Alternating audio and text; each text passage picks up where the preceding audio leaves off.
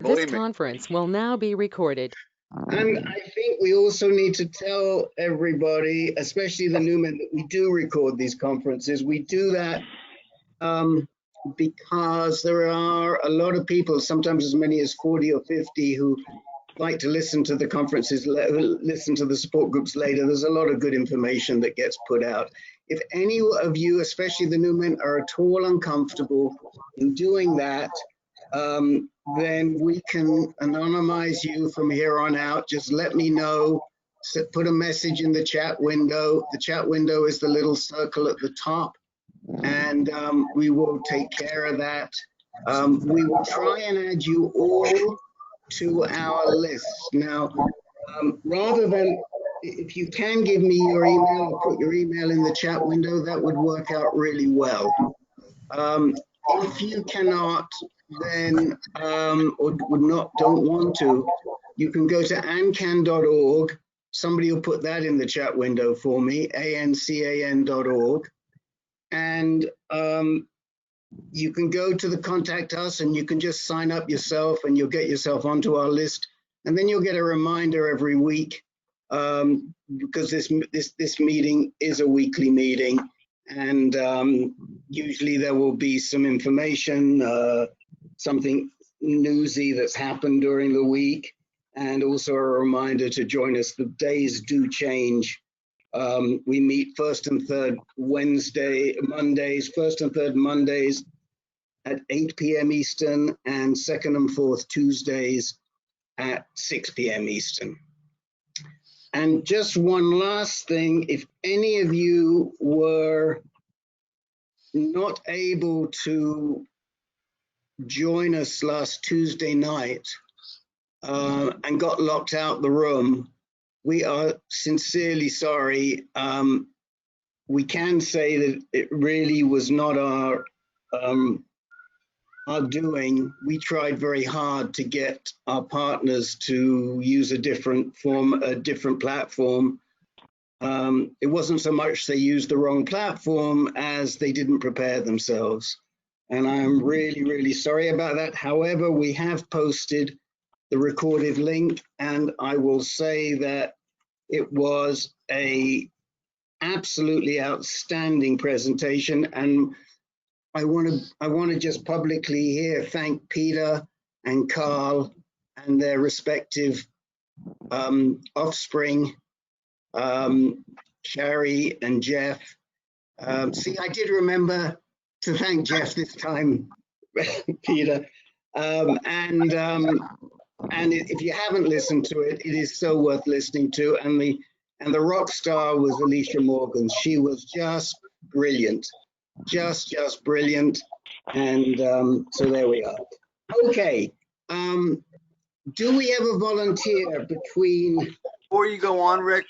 Yes.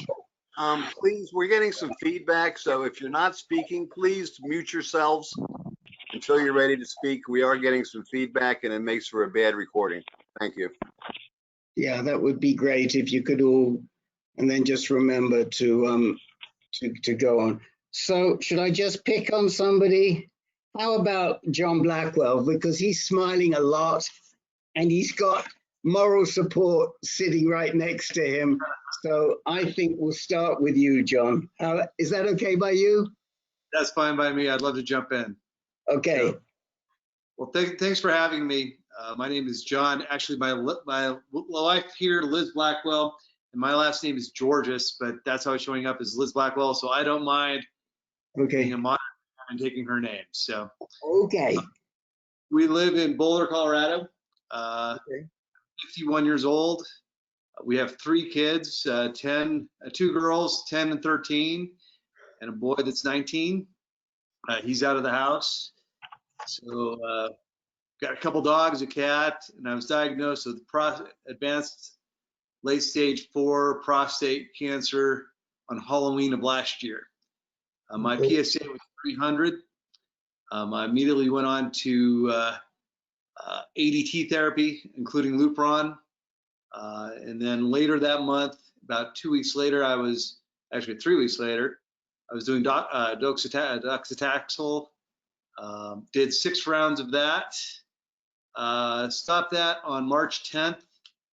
And then immediately right after that, pain started coming back in. And I was treating pain with 30 rounds of radiation on 3 different spots on my back, on my spine. By middle of April, the docetaxel, the ADT, wasn't really killing it. So we switched over to, let me see here, carbotaxel and carboplatin. Right. We did 3 rounds of that. And we did some imaging just last Wednesday, only to find out nothing is working. Even though my PSA is below 1, and it's always been below 1, it still has migrated into my liver. It's pretty much through my liver, and it is marching on with no PSA.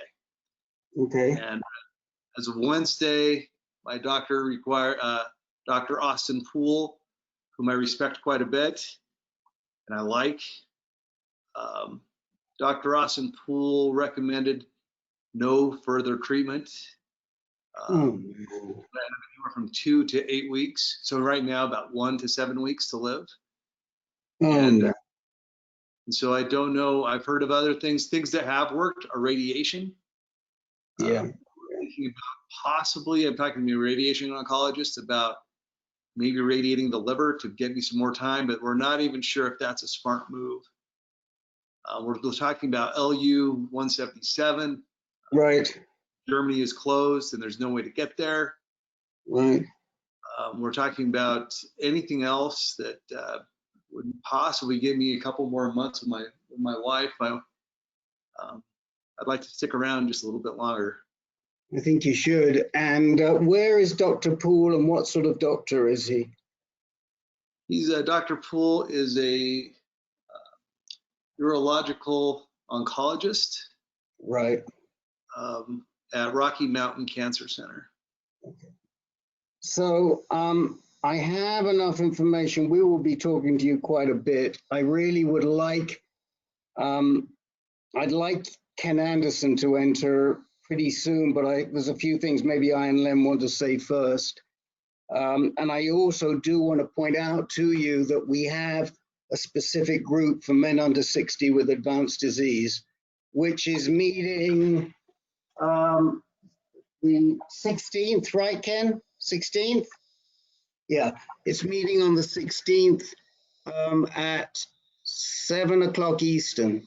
So we want to be sure that we get you into that group.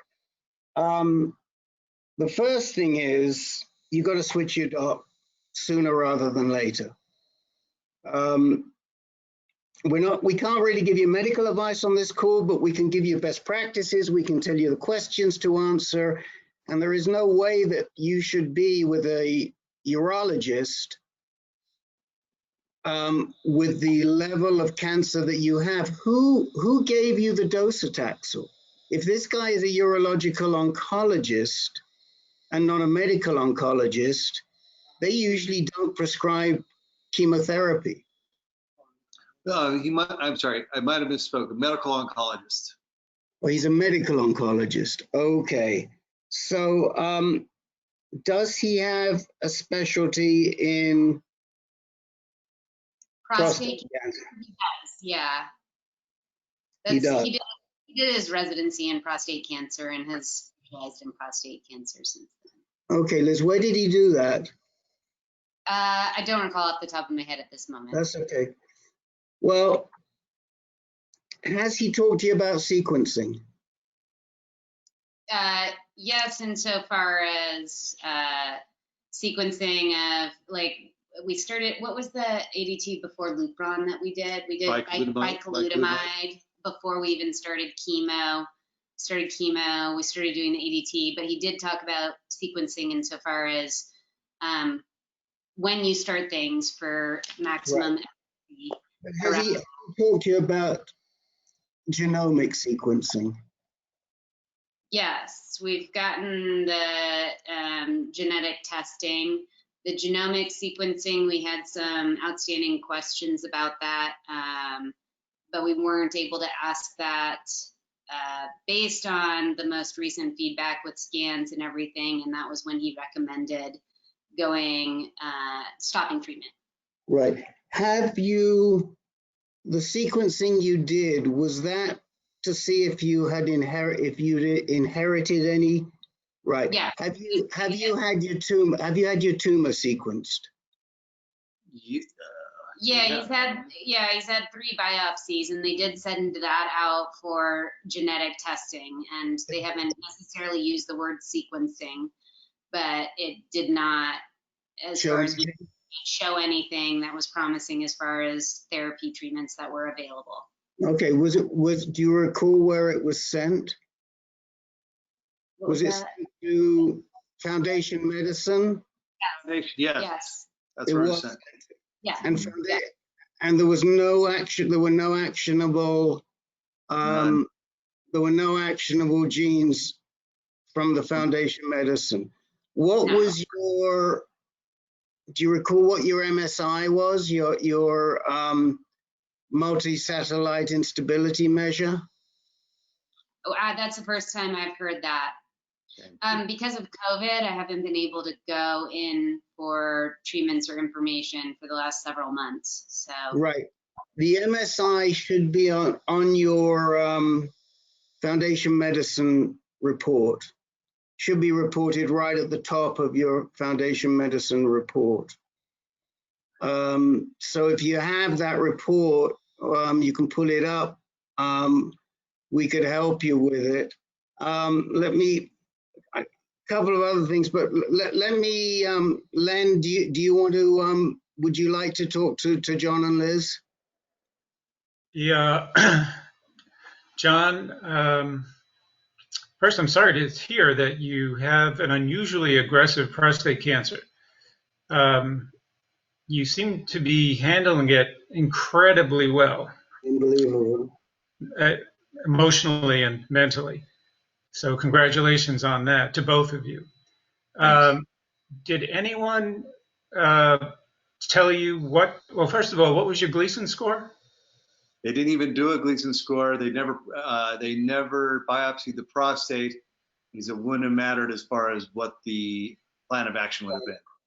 Well, I would disagree with that. I mean, first of all, a biopsy might have shown if you had an unusually aggressive form of prostate cancer called neuroendocrine. Most prostate cancers are adenocarcinomas, but yours it sounds a lot like a neuroendocrine tumor because you're not producing PSA, apparently never did. And 300, Len. His PSA was 300 at diagnosis. Oh, I'm sorry. I thought you said your PSA was under 1 and it was never over that. It was. I think he was talking about his testosterone. Yeah. Oh. So his PSA was near 300, about 297 upon diagnosis. It had already metastasized all through the spine. They called the spine Swiss cheese. Right. It was in the lymph nodes. And the PSA went down to below 1 and has stayed below 1 for the duration of the ADT therapy. So I don't recall exactly how long it took to get below 1, but it was pretty immediate once he went on the bicalutamide. It brought it down, and then the Lupron is what. Well, we don't know really what brought it down. But. Right, we don't know what brought it down, but it stayed very low the entire duration once he was on the ADT. Maybe and even though it stayed below 1, the tumor kept progressing. Yes. So it still sounds like it could be neuroendocrine. You definitely need to have someone take a biopsy and look at it, have a pathologist take a look at it. We usually recommend a guy named Epstein at Johns Hopkins. Len, asked a sample to send. Where did they take the sample that they sent to Foundation Medicine? Let's see. At first, he had it in. That was the beginning. Yeah. So you had definitely, I think, wasn't it the L2? That was the second one. And then there was another one that was taken Was that one of your lymph nodes in the pelvis?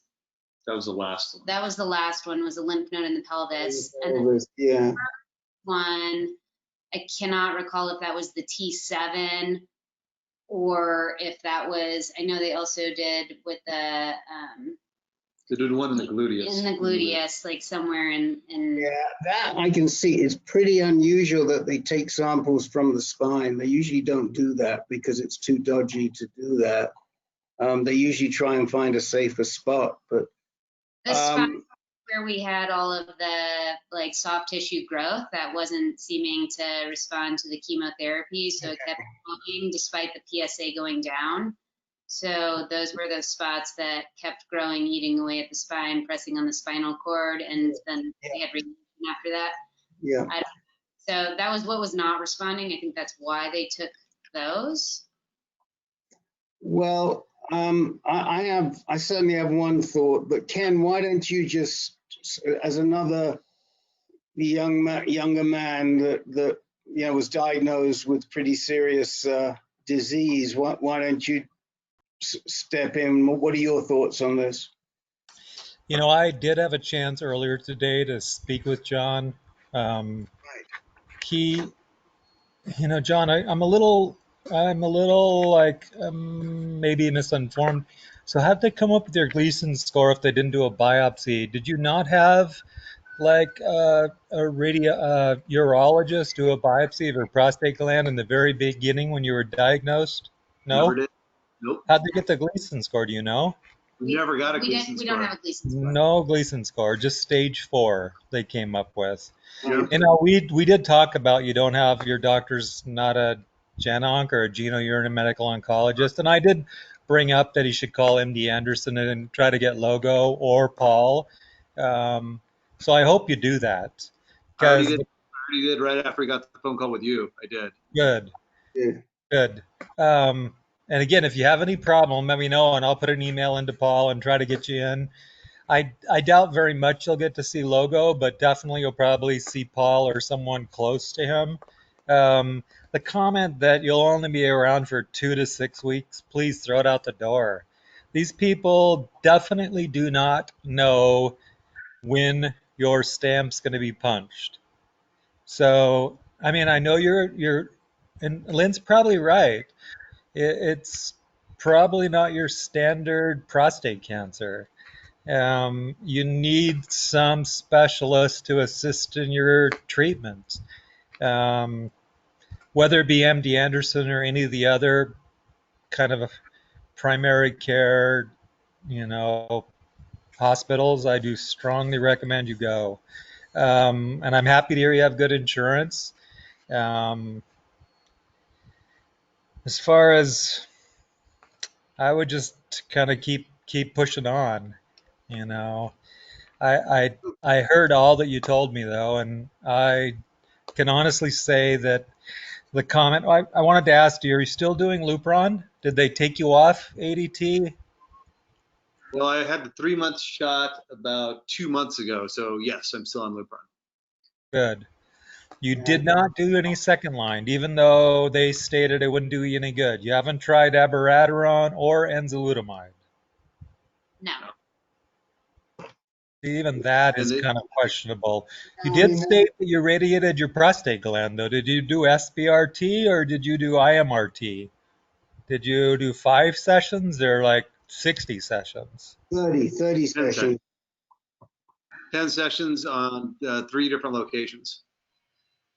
On only 10 sessions on the prostate. Say that again? 10 sessions on the prostate. Okay. So it was probably SBRT, prostate and prostate bed. Go ahead, Rick. Let me come back in only because, I mean, we would love to, we could spend an hour with you, but unfortunately we have a lot of people, but you'll call us, we'll give you our contact details. I think the first thing I would do was get yourself into an NCCN hospital or an NIH hospital, and you've got to see a really good genitourinary medical oncologist. Could somebody put genitourinary medical oncologist in the chat window, please? I'll do it. The Paul Korn is fantastic.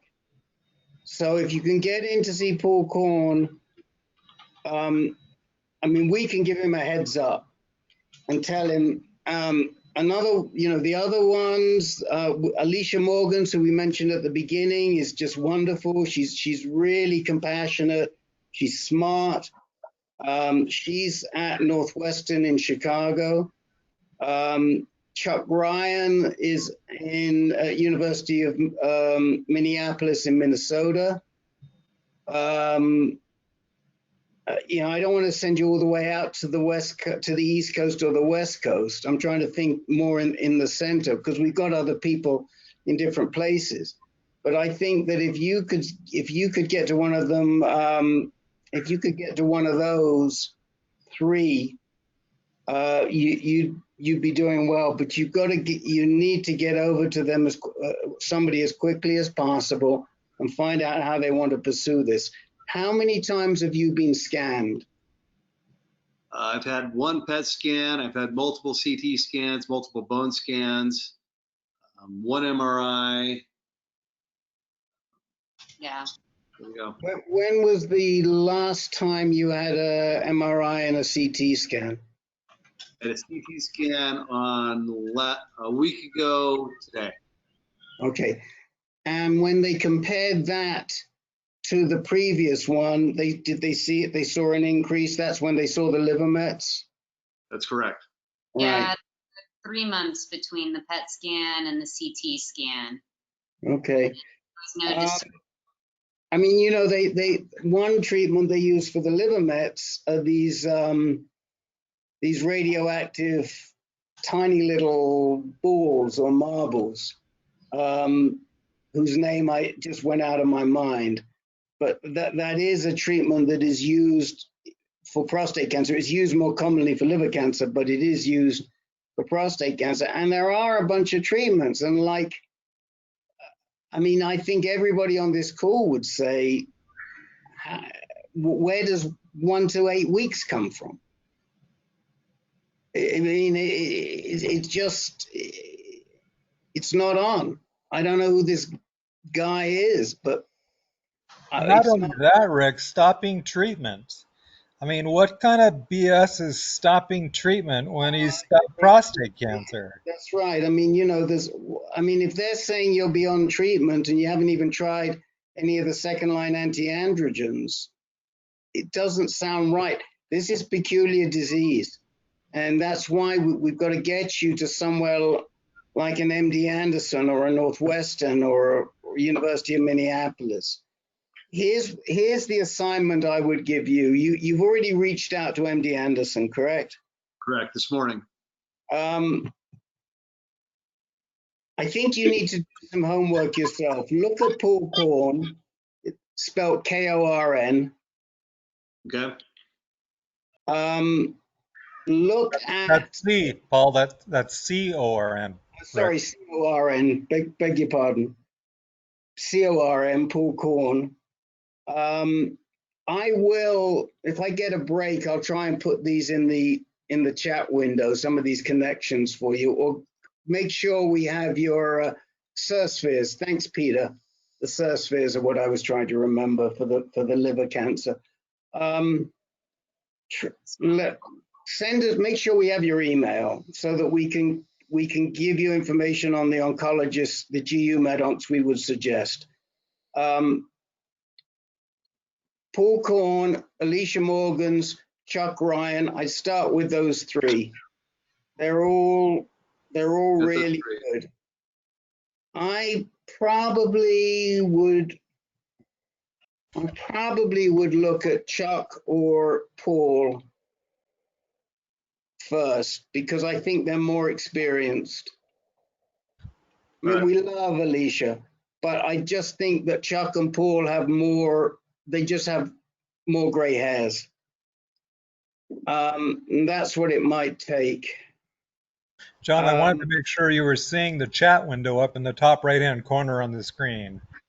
There's a little bubble, and when people post information, it shows up there as a number 1, 2, 3. And Lynn's posted a couple things. So if you can't see that, let me know and I'll show you how to access it. Let's see here. What is it trying that? Let's see here.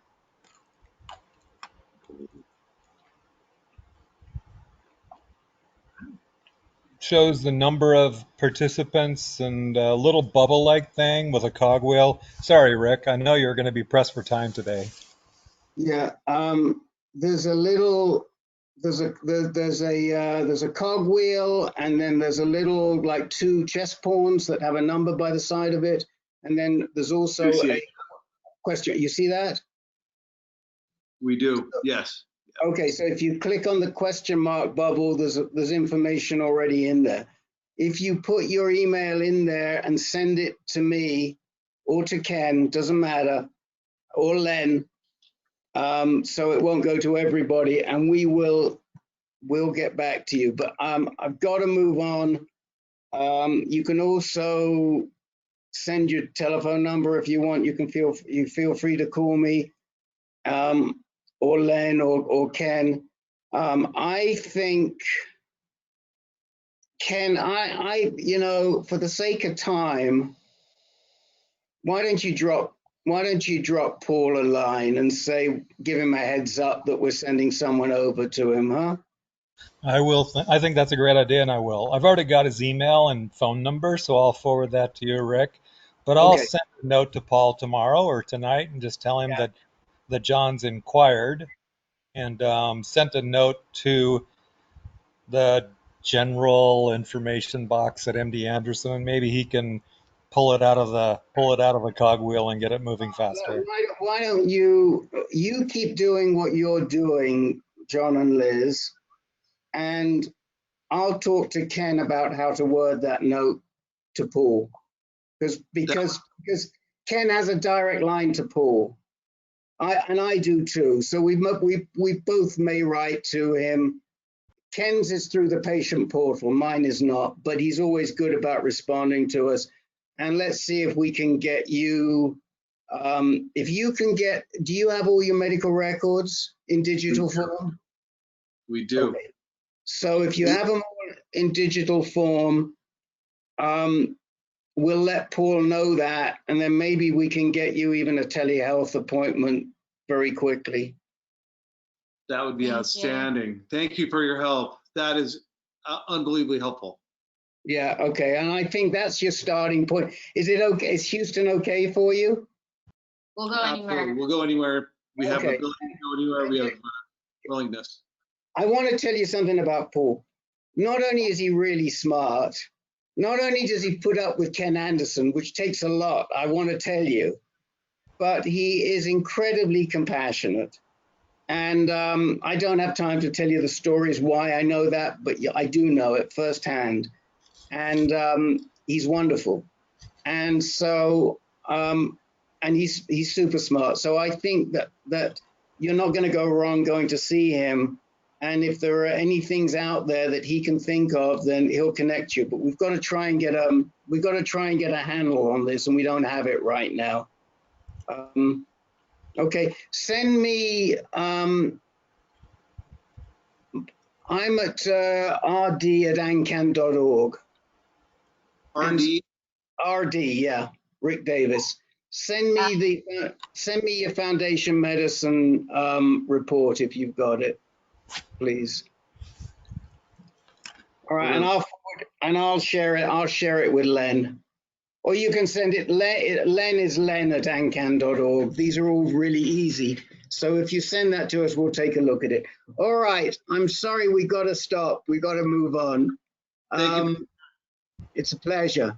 Thank you. Who would like to go next of the 3 new men? John, Michael, or Doug? Don't all shout at once. Also, Doug, I'm happy to. Herbert Geller has joined, Rick. I think he's new. Herbert Geller has joined. I think he's new also. Yeah. Okay. We will try and get.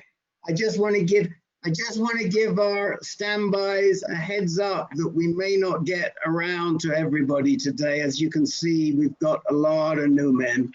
I'm sorry. I see Doug Matthews already has his phone on. So Doug, why don't you go next? Okay, thank you very much, and thanks for. I'm sorry about your situation there, yeah, I'm glad you took the time to counsel with him. I thought that was really great.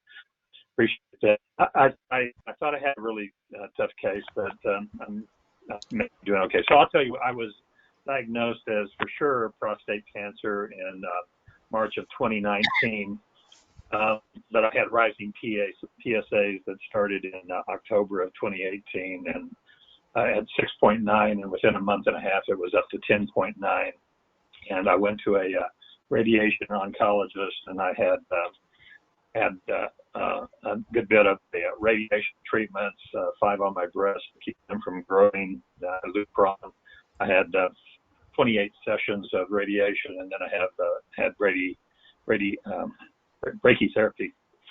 And I was fine in August, and by September, I started having a problem in my penis, actually. And in fact, that's where my prostate cancer metastasized to first. And it just completely started messing up my ability to urinate and all that kind of stuff. The urologist got me started on bicalutamide down into and now I had to look for a good doctor, and I ended up at Mayo Clinic in Phoenix, which is where I'm currently being treated. And we went through docetaxel or whatever. I couldn't make six chemos.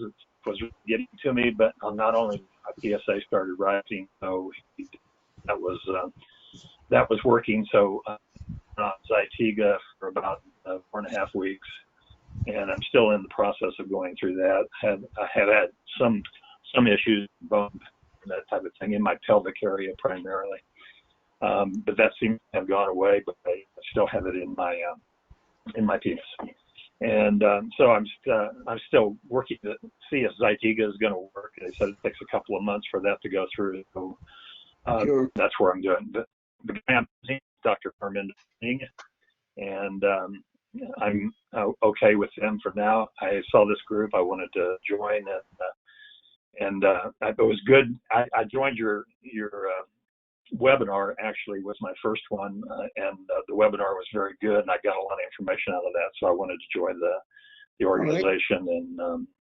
jump in. So I'll let others talk, but that's where my situation is. So a couple of questions here, Doug. I didn't get the name of the doctor. It didn't sound like Dr. Singh. Who was the doctor you're seeing at Mayo? Yeah, it is Dr. Singh, Parminder Singh. Oh, it is Dr. Singh. Okay, we like Dr. Singh, and Dennis Correa is a patient of Dr. Singh. So is Jerry Pelfrey. You've got 2 other guys on this call who are patients of Dr. Singh. We're a fan. Okay, so I think you're with a good guy. How many chemos did you get through? You said they scheduled 6. How many did you get through? I got through 5.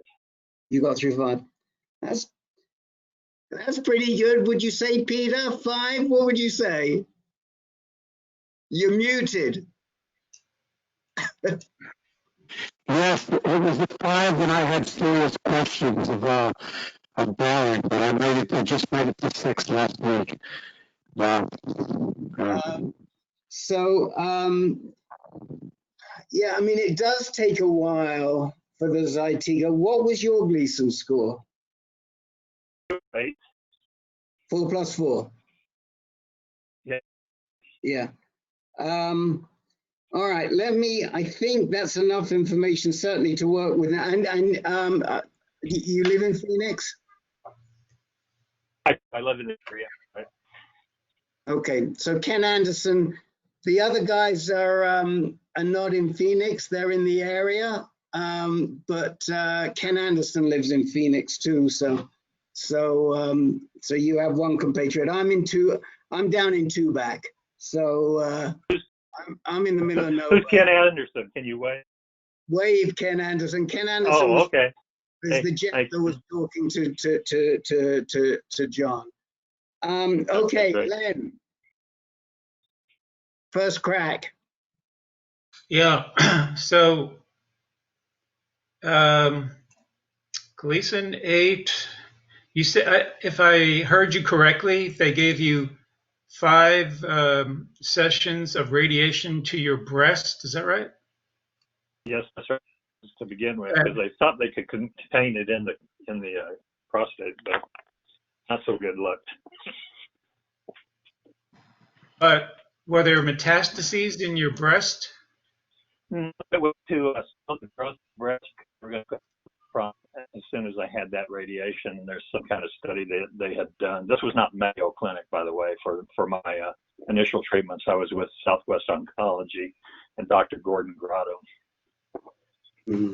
And so they did that just to get my breast from, and then they gave me Lupron, a 6-month injection, and then 28 radiation sessions in the prostate area, including a little bit outside the area. And then I went through brachytherapy. I have difficulty hearing you there. Did they give you the breast radiation to prevent gynecomastia? Correct. Oh, okay. But Yes. they gave you bicalutamide before they gave you Lupron, didn't they? Yes, they did. That seems kind of weird. I don't know why they would give you breast radiation. Yeah, 5 is a lot as well. Normally they only use 1 for that, so I don't know what they were doing. What sort of brachy did you have? High dose or low dose? Oh, I don't know the answer to that. It was iodine 125, and I had 150 seeds put in. You had low dose. You had the seeds that they leave in then. Yes. The little pellets. Okay, so you had low dose brachy, and okay. What is your current PSA? Right now it's at 7.3. And what is the lowest it's been? In my life, or since I did it. Oh, this is the lowest? My normal was at 0.7, and when I was starting to worry, I've been worrying about it for years because my father died of it as well. But it was 6.9 when I first had it above 4.0. Yeah, we're having trouble with hearing you. You're breaking up a lot. I'm going to put. All right, hold on. I have to move off of my. Is this any better? Probably. You need to talk. Is this any better? Yeah, a little bit better. A little bit better.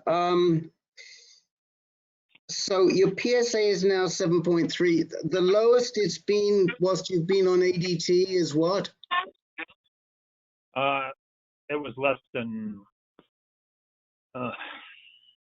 Roughly. I don't know. I don't know the answer to that because after brachytherapy, when they did my 6-month checkup, they indicated that my testosterone was well below 7, and that the PSA didn't matter at that point. At that particular point. Now, however, it came back up. It was in the. I guess I got up to 13.9 was at its highest. Okay, but it's so, I mean, I'm getting the sense that it is going up whilst you're castrate resistant. That's what I'm trying to figure out. Yes, I am. Yeah, okay. I am castrate resistant. Okay, somehow I don't, was that Singh that said the PSA doesn't matter? That doesn't sound right.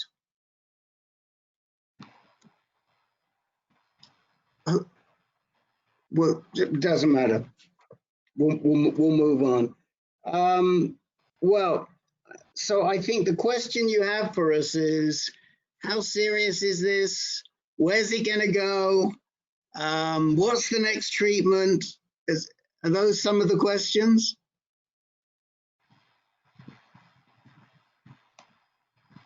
Now you are muted. Try unmuting yourself. There you go. Now you're not on. Sorry about that, guys. Don't worry. Usually the phone works better than the computer system. Yeah. But you had asked me what? The questions. So I didn't really have a lot of questions. I really came here to learn as much as I could because I just want to make sure that where I know, that I'm doing everything that I can do. And what I got from the webinar is there's a lot of stuff that I just don't know, and also from the S2 side. And I got to tell you, I do have it in my spine, about 3 places in my spine, and it's in my ischia bones and some in my my hip bones. Right. So, and you didn't tell us how old you were. Oh, I'm 68. 68? 68. 68. Okay. So, a couple of things. I think you've got to give. You're going to have to find out if give the Zytiga some time to work. That is certainly one of the issues. How are you managing on the Zytiga and the prednisone? So far, so good. I'm actually feeling better than I have any time I was on chemo, for sure. But I still have some pains. I had pains that came into the ischia bone, and that hurt for a while. But the Zytiga seemed to take that away, and then it moved up to the arch neck away, and I'm in some pain in the penile area.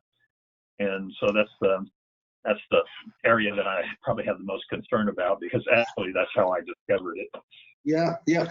So, the Zytiga can certainly take 45 to 60 days. I mean, for some guys it's much quicker, but for some guys it can definitely take a longer period of time. I'm going to let you talk to Dennis for a second. A, because Dennis sees Dr. Singh, and B, because he did chemo and then he went on to Zytiga, and he's had a great amount of good fortune with the Zytiga.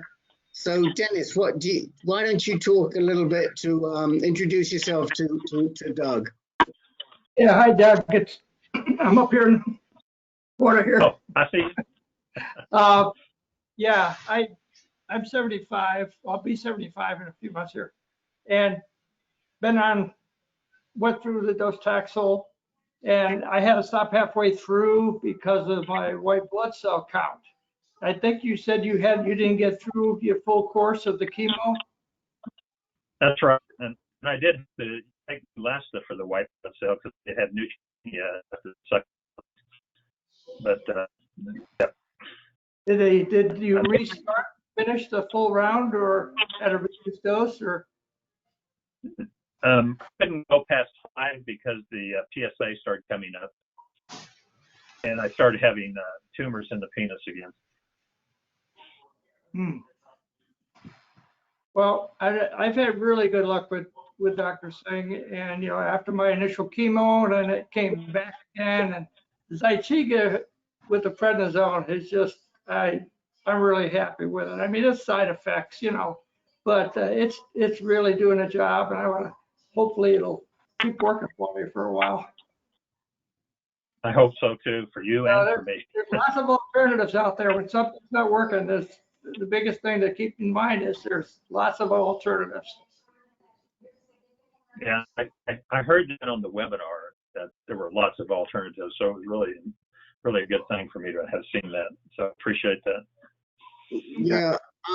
Doug, make sure we have your email address. Either put it in the chat window, send it to me, like we said before. My address is in there.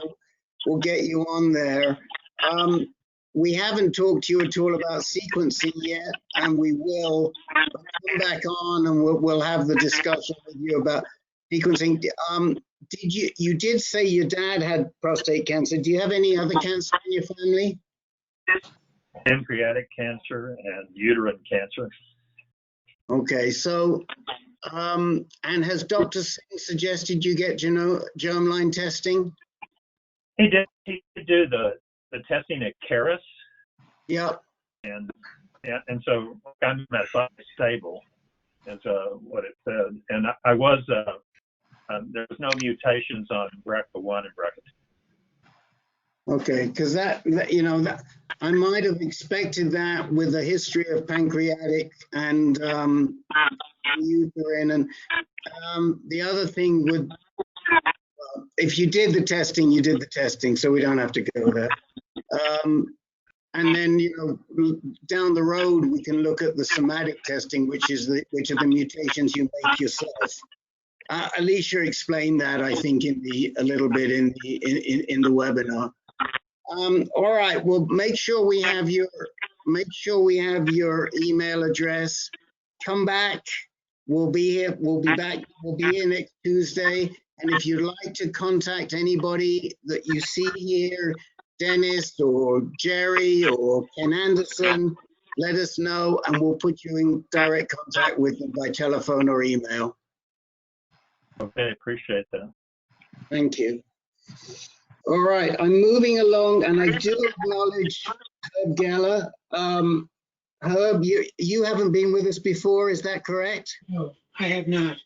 Okay, so we'll try and get you. We have about 5 or 6 new men today, so we are going to get around everybody. So let me move on to John Ireland. John. John Ivory. Oh, Ivory. I-V-O-R-Y. I'm sorry.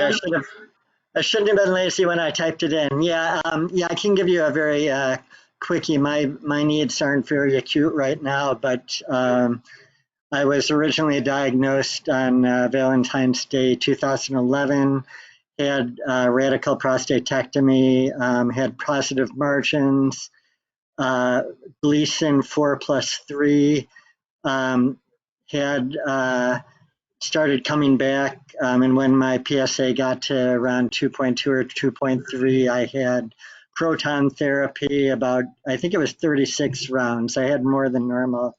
That was with actually a woman who's now at Mayo in Arizona, Lisa McGee. Then just this past fall, my PSA started rising a little. So I went and actually Alicia Morgan's is my current doc, and she has me on, I've been on Leuprolide for about 5 months now, I think, and also Zytiga for, I think, maybe a couple months or maybe 3 months. And my PSA had only gone up to no higher than I think 1.1 or 1.2, around 1 when I went to see her. So I'm responding well to the ADT. My PSA is below 0.1 now. Haven't had too many side effects. I've noticed some muscle fatigue, and I'm really trying to push the exercise now. And I'm also trying to, and I already had what's the bone thinning disease? Oh, osteopenia. I had already had that before I went on that, so that's another reason I'm really trying to push the exercise. And I'm also, just from some research based on the guys in LA who have the conference, PCRI, I noticed that they push vegan and non-dairy and low carb, so I'm trying to do that now. But that's pretty much my life story in a nutshell. How old are you, John? Oh, I'm 57 now, diagnosed at 48. So again, make a note of Ken's group. He's on the I already have that in my calendar. Thanks for asking. And do you live in Chicago? Is that how you? Yes. Yeah. Okay. And I found out about this group just based on whenever I see Alicia speaking somewhere, I try to watch it, and I happened to be on your call last week. Okay.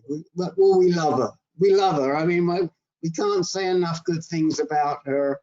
You just have you're very fortunate in having such a great doc.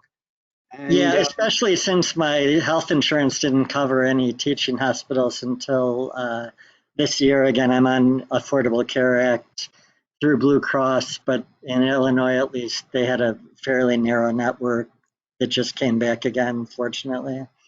well, I mean, we've got, he's not on today, but we have a guy that is a patient of Dr. Hussein's. I personally think that Alicia is a more flexible doc than Dr. Hussein. I think she's younger. I think she's more nimble in her thinking. And so, I mean, they're both really good. But if it was my personal choice, I would be with Dr. Morgan's rather than with Dr. Hussein. But of course, she doesn't have the kudos and the long history that Dr. Hussein has. But that said, but she's next door, so that I made that long agonizing decision, and I decided that they work as a team when they need to. So yeah, they do. What questions do you have for us? I don't think I have any right now. I just wanted to start joining this call once I found out about it, because I'm in a local US2 group, but no one else. Oh, and I should say it's still localized disease. They saw a 2-centimeter soft tissue mass that they assume is still my cancer, where the prostate bed, or where the prostate used to be. But the bone scan, I just had a regular bone scan. I didn't have PET or anything like that, but fortunately that didn't show anything. Okay, Ken, would you like to welcome a new member to your group? Yep, sure. Hi, Doug. Come on the Thursday call. There's a bunch of younger guys, and I know we have a different perspective as far as prostate cancer is concerned. Although prostate cancer is the same for everyone, we probably just have a few different concerns. So happy to have you come on the second Thursday of the month. Great, I will be there. Thank you. Yep. Anybody else want to say anything to John before we move on? Len, anything comes to your mind? Not really, Rick. He sounds like he's being well managed. He's in the hands of Alicia Morgan's, PSA less than 1. Keep up the good work. Great, thanks for hearing me out. I appreciate it. Oh, it's our pleasure, and definitely the exercise and the diet are really important. And you know, you're also very lucky in that you've got somebody who's an expert in cognitive dysfunction as well. So if you've got any issues there, I mean, you couldn't be with a better person to try and handle your any cognitive dysfunction you might experience. We're going to go to Michael Tilliard, and then we're going to go to Herbert Geller. Michael, you are up. Oh, hi there. I'm in Edmonton, Canada. I hope I'm not infiltrating from here. Oh no, you are just fine. Do you know of Dr. Wassersook? Have you run across Richard Wassersook? I know the name, but I'm not sure exactly who he is. But there are many doctors here, like everywhere. Anyway, I'll just tell you, he is he specializes.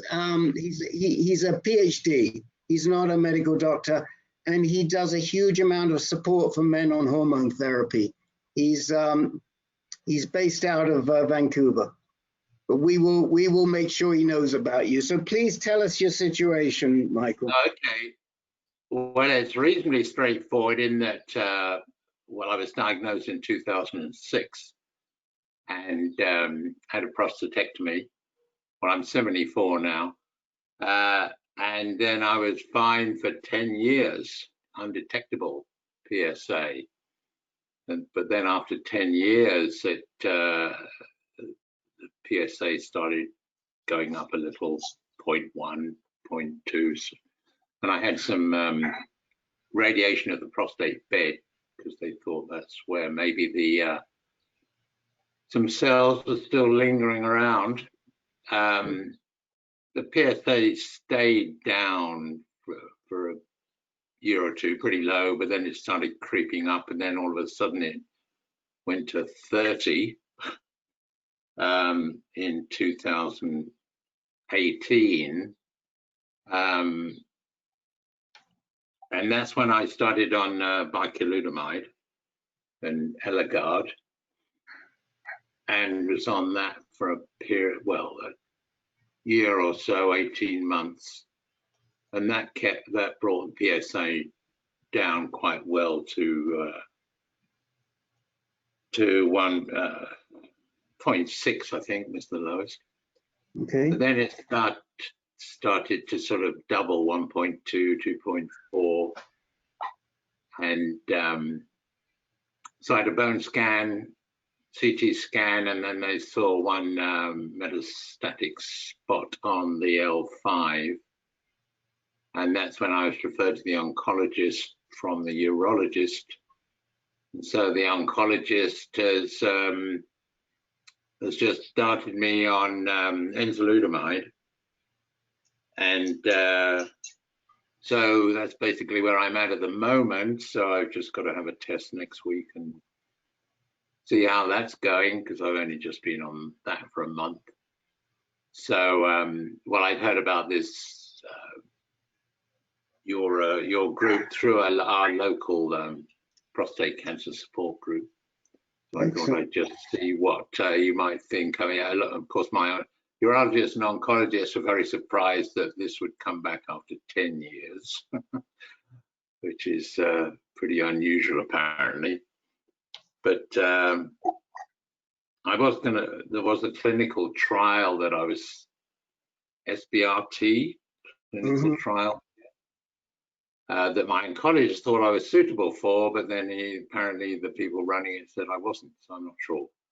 Well, they thought because my PSA had been doubling fairly quickly, but it's at 4.1 now. So I'm just interested to hear what people might say, well, the experts about, you know, having an undetectable PSA for so long and then getting into this thing again after so many years is a bit perturbing. It's heartening, right?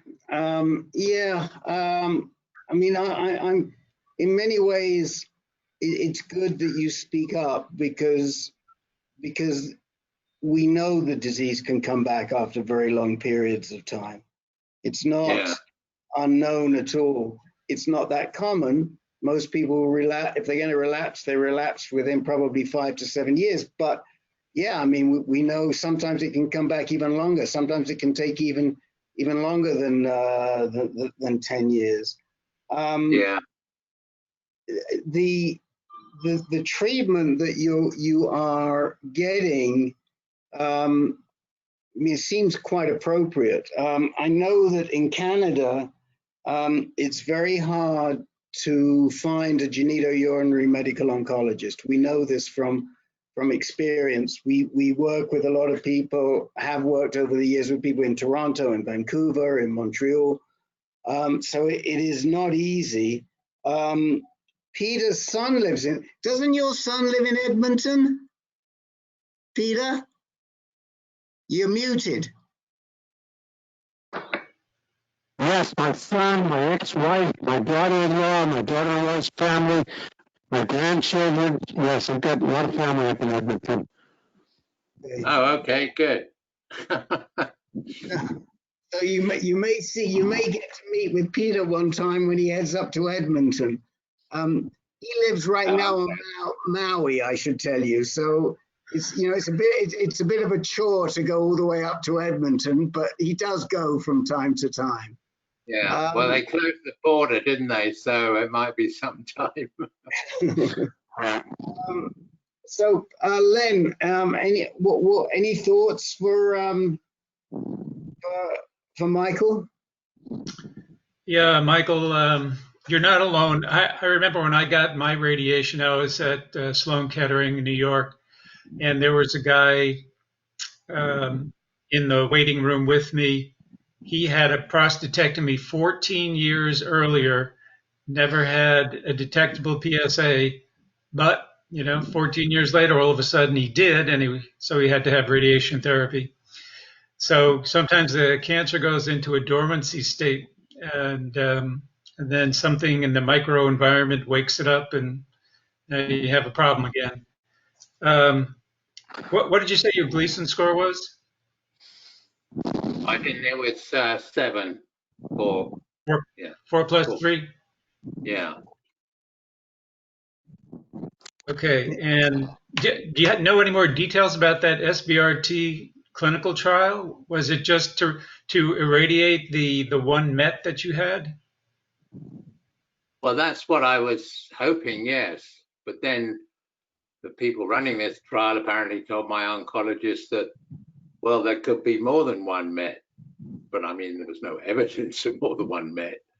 And I wasn't suitable, but I don't know, because my PSA was, although low, was doubling fairly quickly, but it's not, it's fairly low, still fairly low, 4.1.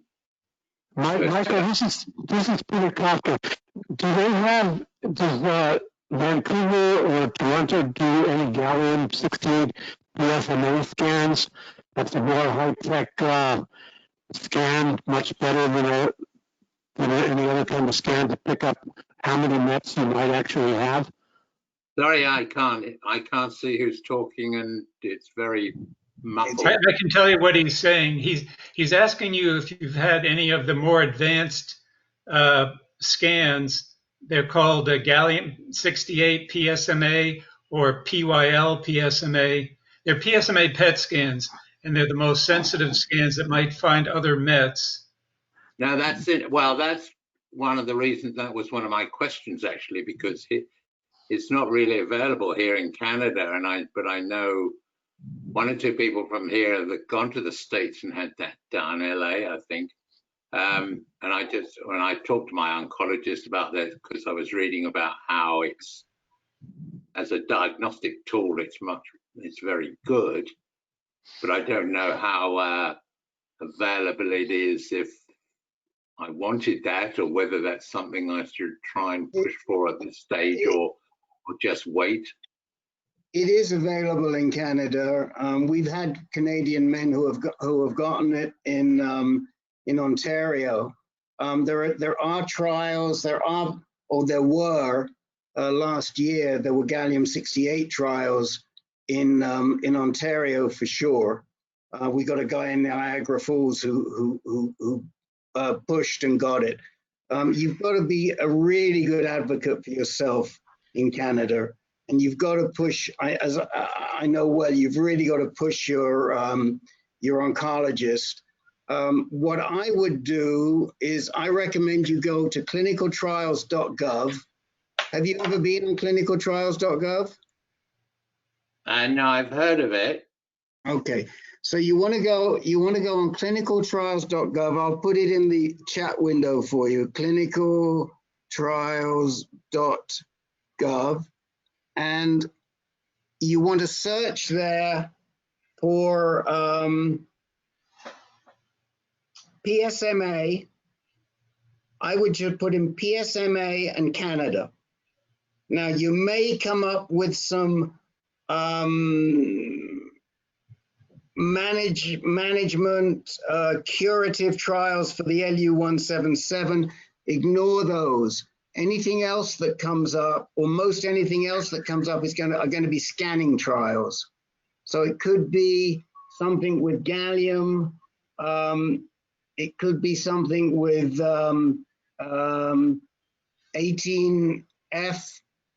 DCF, PYL, and there are a couple of other elements that they use, but they're all attached to PSMA. So if you scan for PSMA, if you search for PSMA in Canada, that'll tell you if there's anything going on currently, and it'll tell you if it's active, if it's recruiting, if it's active but not recruiting, et cetera, et cetera. And then what I would suggest is when you've done that, come back and talk to us and tell us, what you're finding, and we can guide you a little bit, and also guide you with how you talk to your oncologist. They are recalcitrant. I mean, it's really hard to move them off the dime. to get them to do stuff like that. The other thing is the Axumin scan, which you might have heard of, AXUMIN, Axumin, which is FDA approved here. I don't know its status in Canada, but it might be available in Canada. That is not as good as the PSMA scans, but it is much better than anything else. Okay, yeah, my oncologist, I mean, I asked him about, well, we did have somebody that was working on it here in Edmonton come and talk to our local group, and I asked my oncologist, and he said, well, if you find out, if you get that done, let me know. He wasn't going to do much more to help me. He just said, do your own research, basically. And, I'm so sorry. Peter, have you at any time made any good prostate cancer connections in Edmonton? My friend's father-in-law has been dealing with it for quite a few years, but he gets treated down in Seattle, but he's got low-grade disease. There is a trial going on in Montreal. I just looked it up on clinical trials.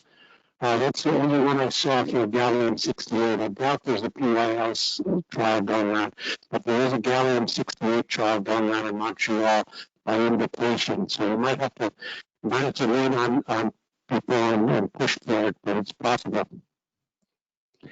And that'll let you know. That'll let you know whether you've got what's called oligometastatic disease, whether you've just got a few mets that are treatable by radiation, or whether it's more widespread. Hey, Peter, can you try moving that microphone a little away from your mouth? You are very, very garbled. Try that. Is that yeah, better? Yeah, I didn't really hear that. Yeah, way, way better.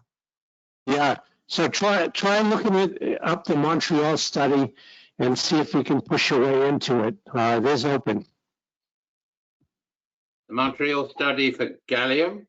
Gallium-68 PSMA scan, and that will tell you whether you've got whether you possibly just have oligometastatic disease, which is treatable by radiation for now, or whether it's more widespread. And they're pretty good. They're pretty damn good scans. I've had 2 scans like this, and that's how I manage my disease.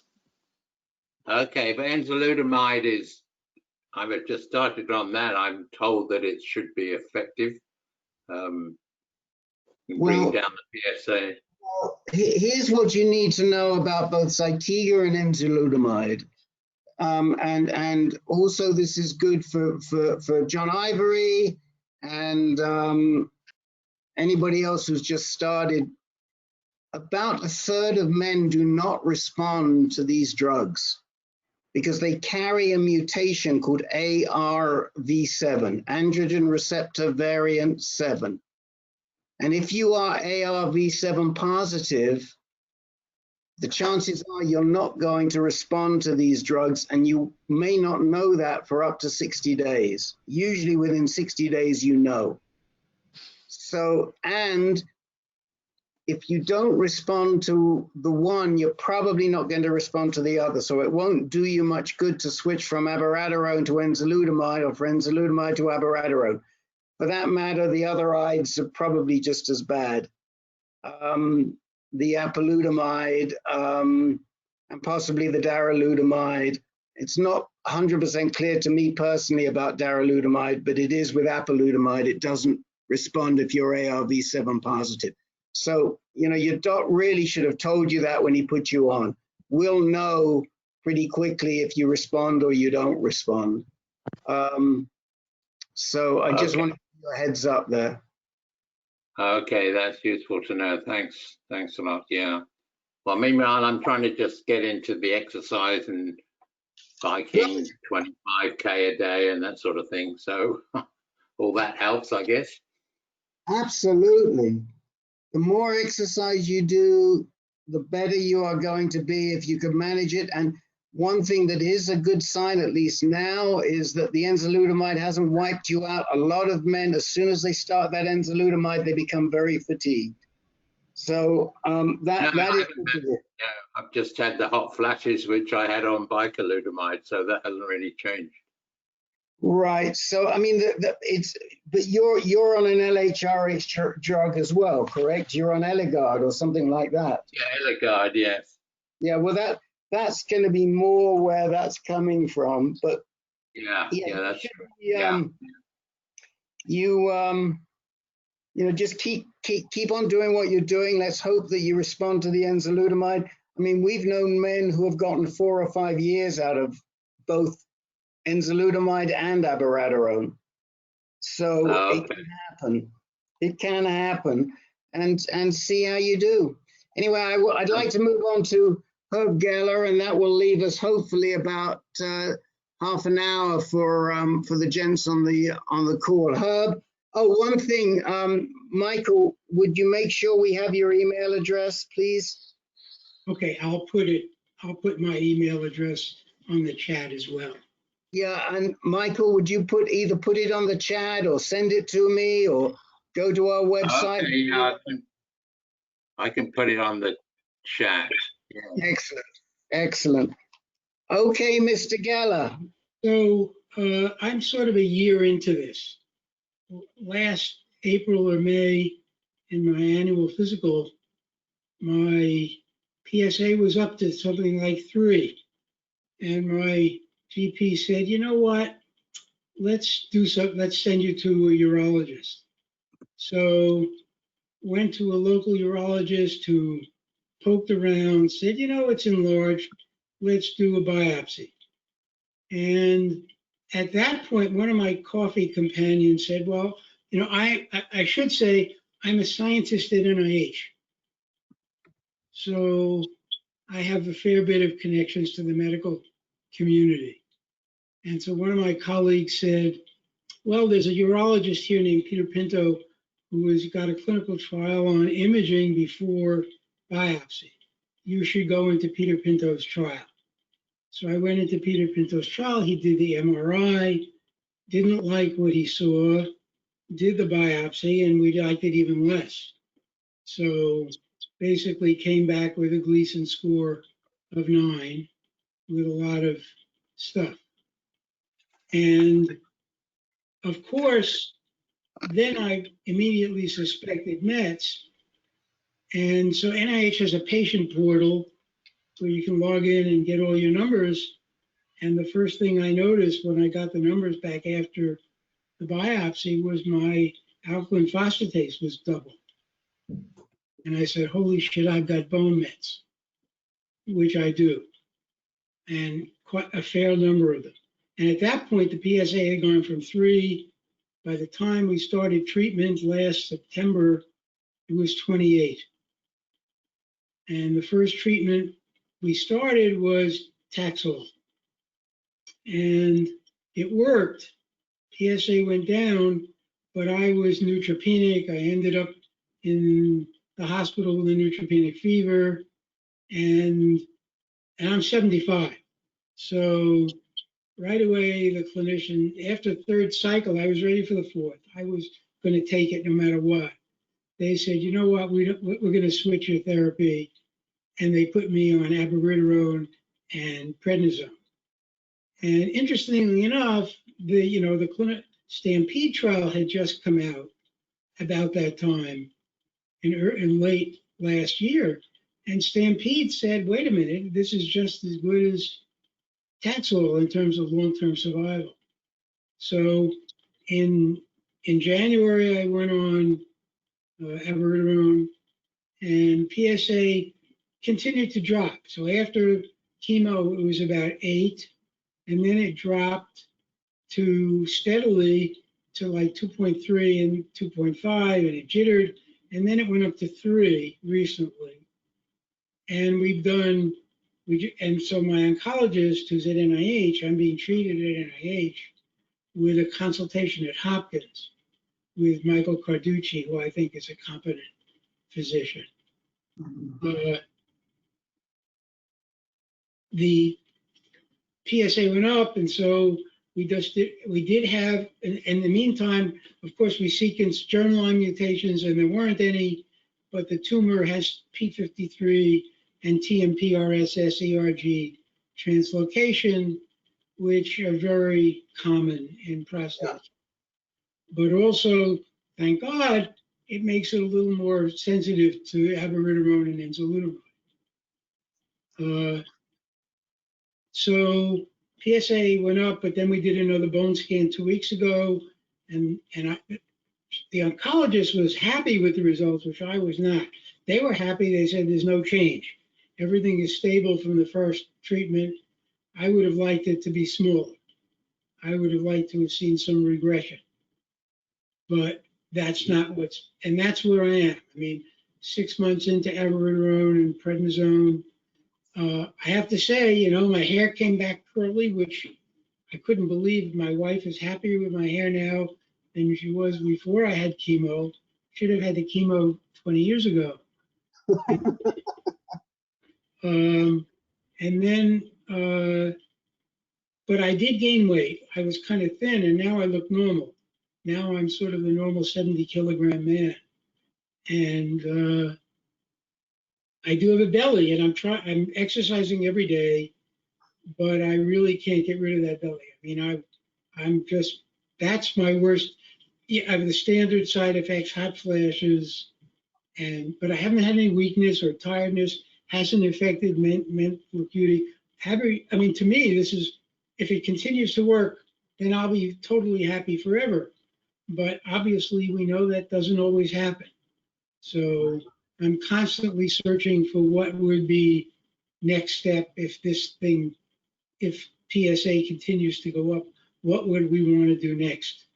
We don't have immunotherapy yet, but you know that hopefully I can last long enough till we get to immunotherapy, because that to me is.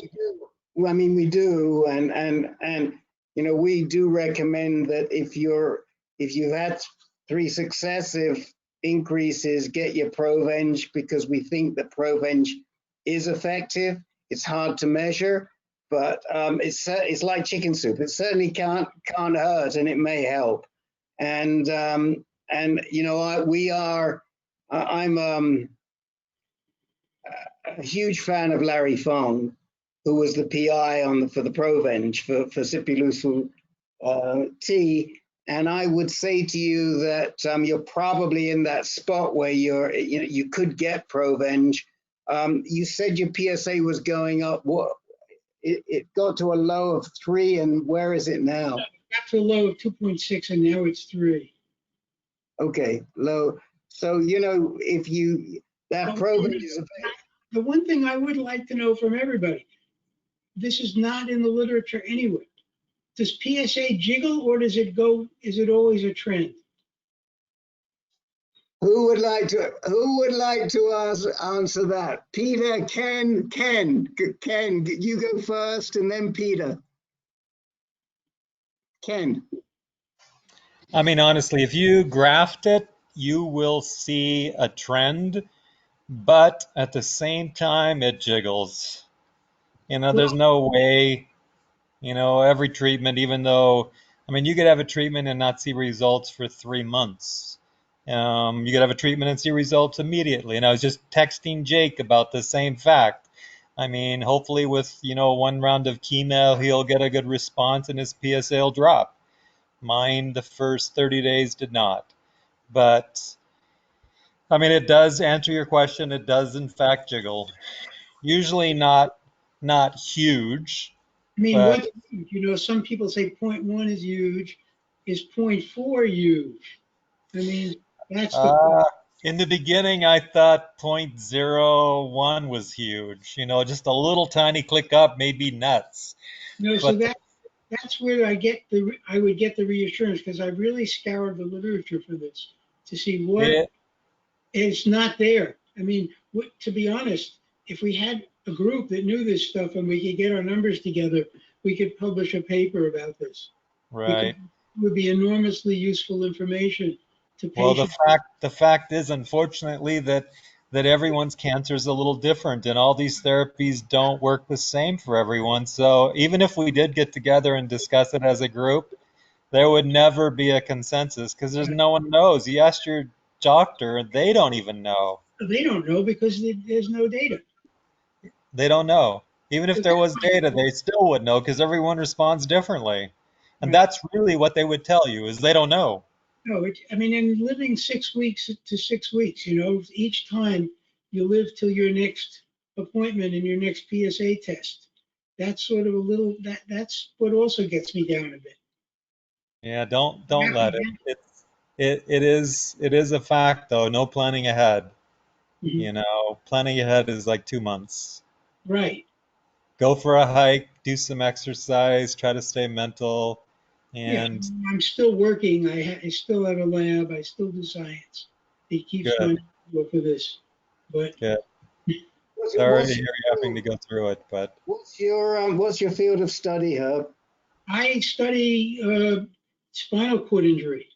Oh wow, okay. My research is about how we can help people with spinal cord injury. Spinal cord injury. So Peter, do you want to say anything? We still have to get to Joe, so I'll go quickly. Herb, Dennis. Am I coming through okay? Can you hear me? Not bad, not great. Okay, so I've been on intermittent hormone therapy for 6 years, on and off, about three times. I've tracked my PSA every month for 6 years. I graph it, I watch it like a hawk. Okay, I've got a great doctor who lets me do blood tests every month, about 6 weeks. And I use it for my indication of when I need to do treatment, because my cancer has come back several times, and I've done radiation, regular IMRT, proton radiation, different kinds of treatment. I just did chemo for another rise. So it's not so much the fluctuation, it's the doubling time you want to watch. How fast the PSA doubles. That's what you want to keep your eye on. If it's under 3 months, something's going on and you want to pay attention to it. Thank you. Okay. Len, anything you would like to add? Since we're pressed for time, I'll just say that Herb, the belly fat, that's not going to go away until you're off of hormone therapy, Well, no matter what you do. I'm not going to get off of that for my whole life.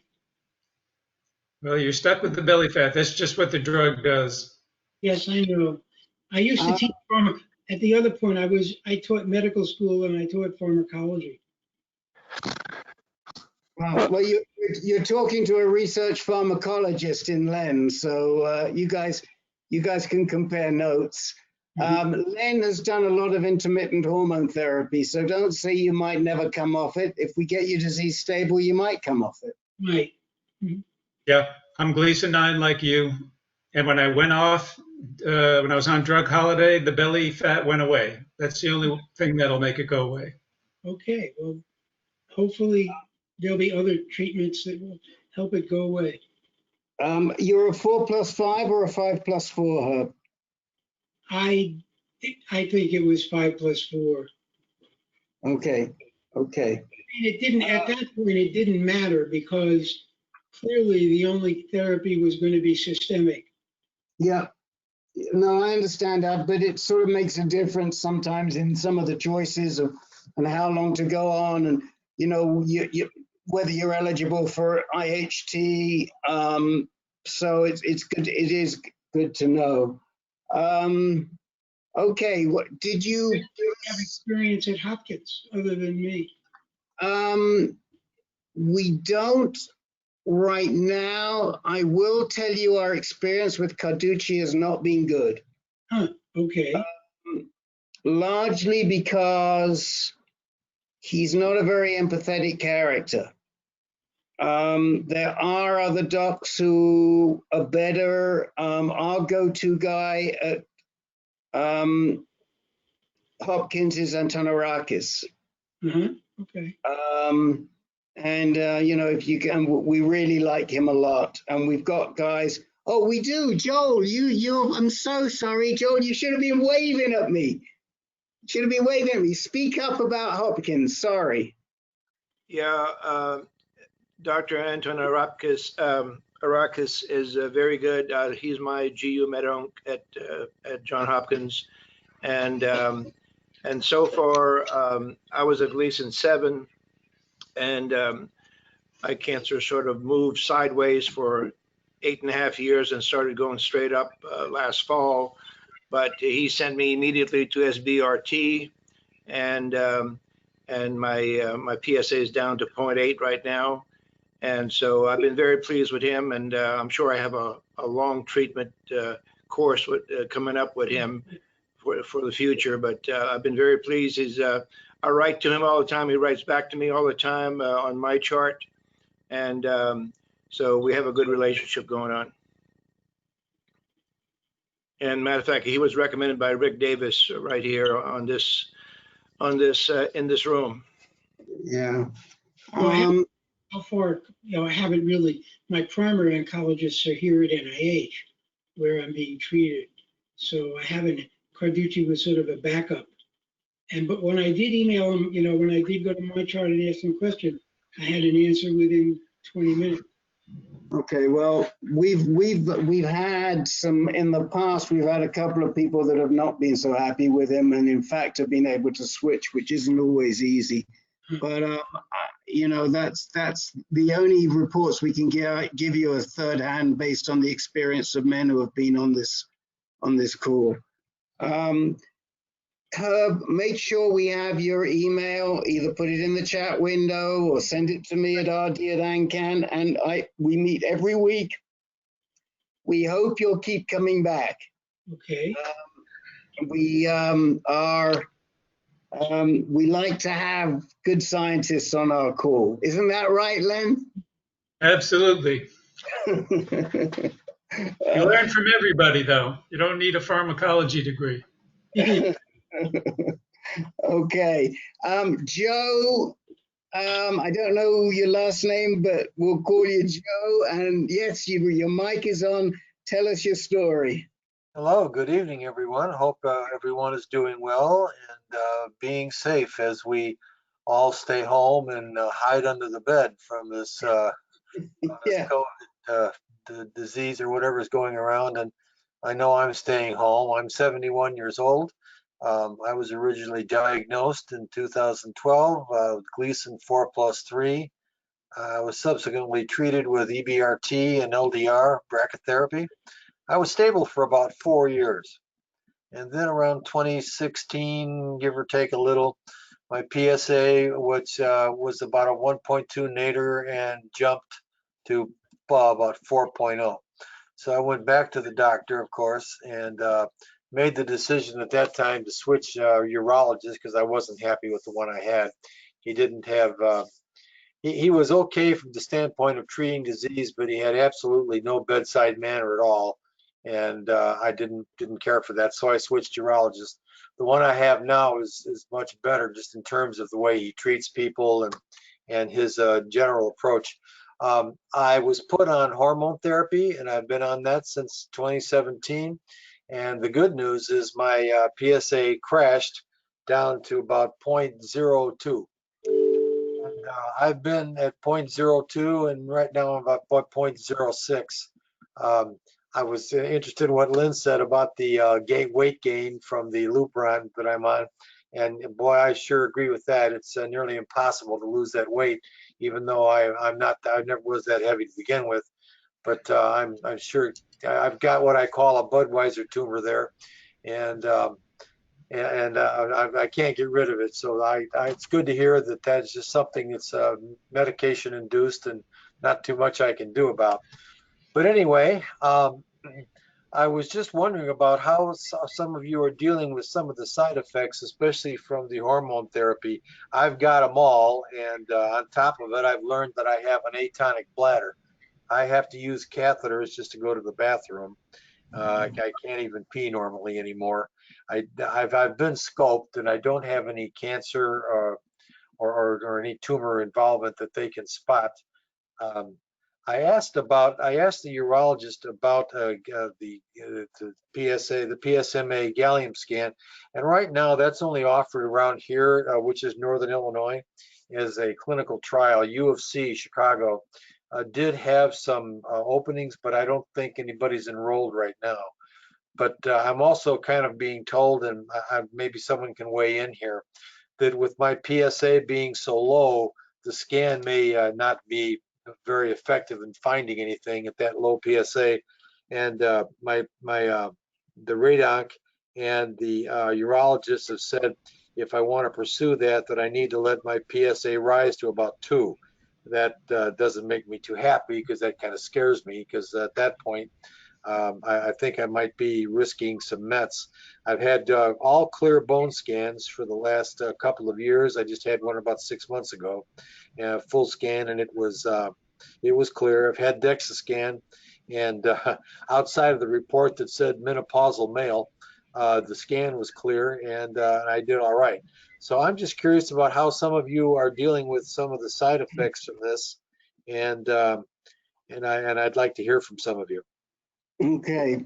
I know what I'm going to say, but Len, why don't you kick off here? You'll probably say what I'm going to say. Well, I know what Rick would say: exercise, exercise, exercise. Do you do that, Joe? Turn my mic back on. Yes, I do. I try to do that once every day, and I do at least walk.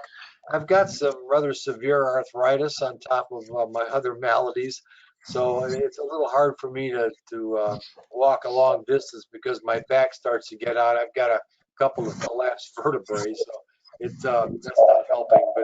But I try to do the best I can with the walking, and then I try to do strength exercises against the walls, on the floor, and things like that. What's the most bothersome side effect from ADT that you're experiencing? Well, certainly in the area of intimacy, that's pretty much gone, and that's an issue for my wife and I guess. But I am married, have been married forever, and we're both older than dirt, or we think we are anyway. But we have trouble with that, and I do use some medications for that, but I have to be careful and watch my blood pressure, because I also have a cardiac condition, so I kind of have to watch the medication interaction with that as well. Have you tried the penile injections? No, I've talked to my urologist about Trimix or Bimix, that sort of thing, and that to me is going to be a last resort. There's just something about that. I guess I just have a psychological block about that. I can get a partial erection, but I tease my wife and say, "How do you like being married to Brown and serve sausage?" So it's difficult for me. Well, the injections work. That's about all I can tell you, and it's not that bad. It's like a little sting when the needle goes in. You can deal with it. Well, it's something I'm considering, but right now I use Cialis every day, and I do wake up with sometimes with morning erections, so not every day, but so that tells me at least something down there is at least somewhat alive, and I'm hoping that I can get by with that, but it's difficult, and it's just something I'm trying to work through, and I don't know if it'll get any better or not, because I've also got the shrinkage that the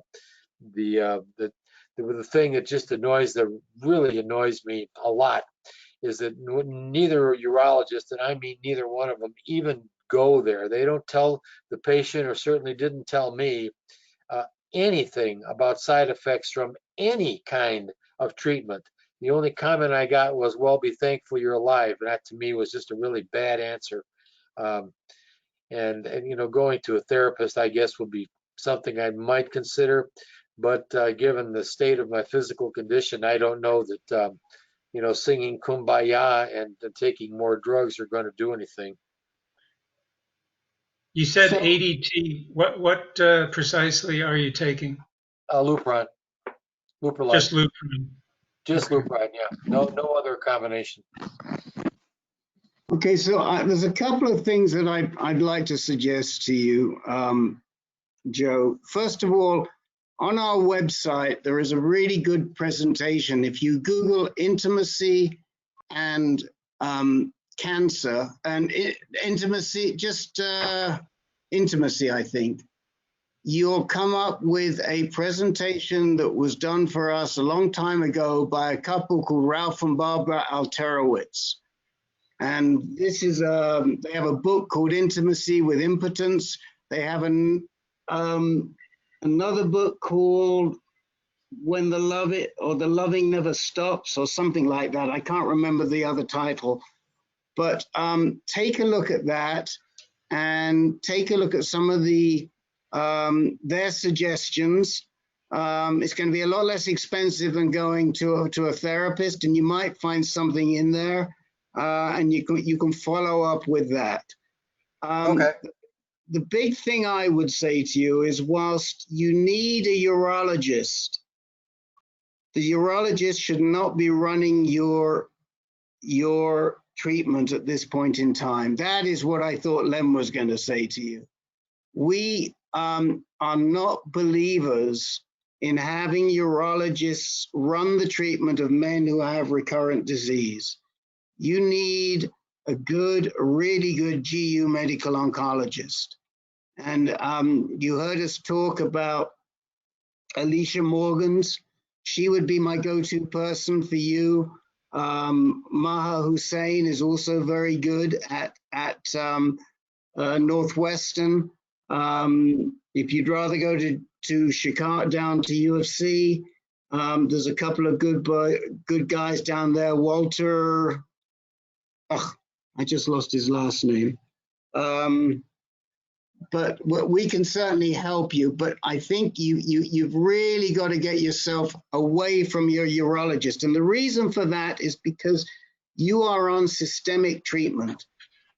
And urologists are not trained in systemic treatment. They're not trained in internal medicine. And it's really critical that you are with somebody, especially given that you have cardiac issues. Now, I do have a primary physician, and I'd also have a cardiologist. Yeah, but you're on hormone therapy. Right. And that is your main treatment right now. And that's where you're having side effect issues. We can talk to you about side effect issues. We could spend the whole time on it. We'll have to ask you to come back to go through some of these things, but we can talk to you about all the various side effects that you're going through.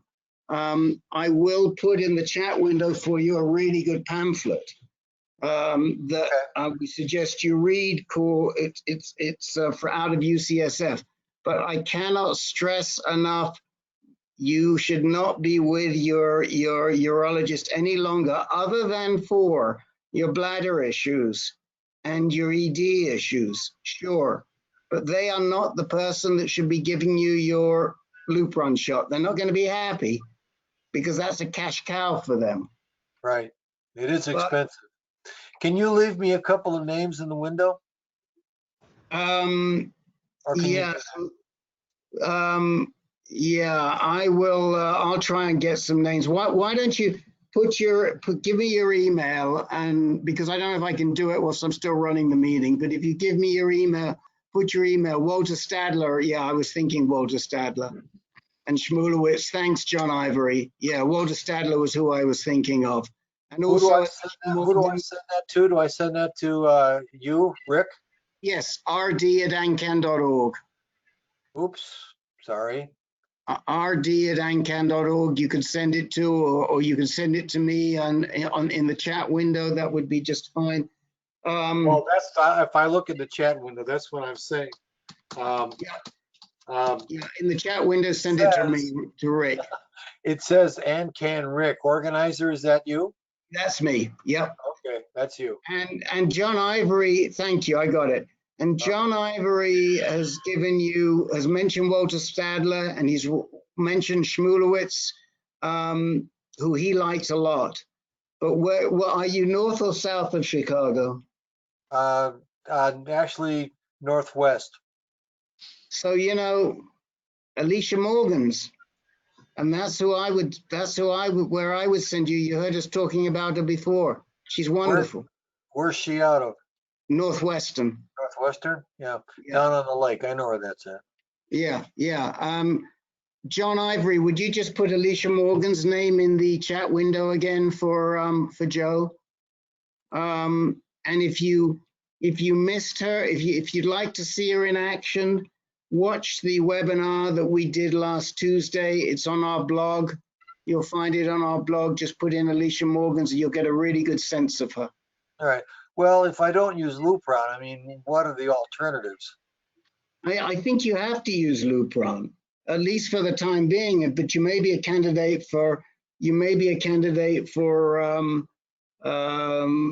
intermittent therapy. The other thing is that if you have cardiac issues, you could talk to her about monotherapy. You could talk to her about a anti-androgen monotherapy.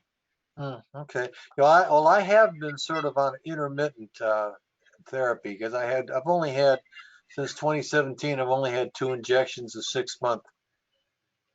Okay, So well, been on it continuously.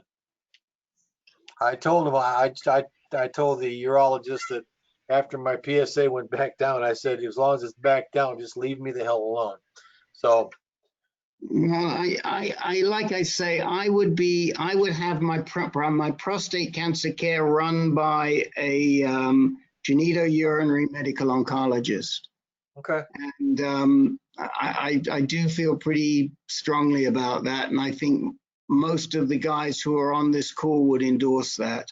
You don't want a urologist running your care when your diseases come back. They have to know when to butt out, and now is the time. So I see Herb nodding his head, and I think everybody was. Anybody else want to speak up on that to Joe? So this is her email. It's Alicia or Alician? Alicia. Alicia, sorry. Okay. That's not her email, that's her webpage. That's okay. Oh, that's her webpage. Okay. And there's contact information there? I believe so. If not, if you just call Northwestern Medicine in Chicago, they'll have it. Got it. Okay. Rick, I can jump in for a second if it's okay. Go ahead, Russ. First off, I grew up in Chicago, so I know the area. I'm not living there now, but I just want to reiterate what Rick said is I was in the same boat. My PSA rose 3 times after my RP. The urologist said everything's fine. I didn't, by the help of these guys, I didn't believe it, and I went to Dana-Farber, Boston. So I just finished 39 rounds of radiation. I've got one more 1-month shot left to go in about 3 weeks. And I also use Trimix. I sent you my email and chat. I'd be happy to talk to you about any of the issues, but definitely get a GU or an MO to take control over your case, and the urologist is not the one that should be doing anything beyond surgery. And I still go to my urologist for, I have a kidney lesion. We don't think it's cancer, but I'm going to him for that. But other than that, I trust Dr. Roberts in Boston to be my quarterback, and I highly recommend that. And I thank Rick and the other guys for pushing me to do it. Okay, great. Thank you. Very good information. That's what I want to see this for. I want to see if I can learn something. I'm tired of treating myself because I have a fool for a patient. Don't be shy. Email me. You got my email. I do. Yeah, I got my little notepad up here so I can take notes. Okay, thank you so much. And by the way, for anybody who's on this call, if you're using a PC, the whole chat window will be recorded in your documents section.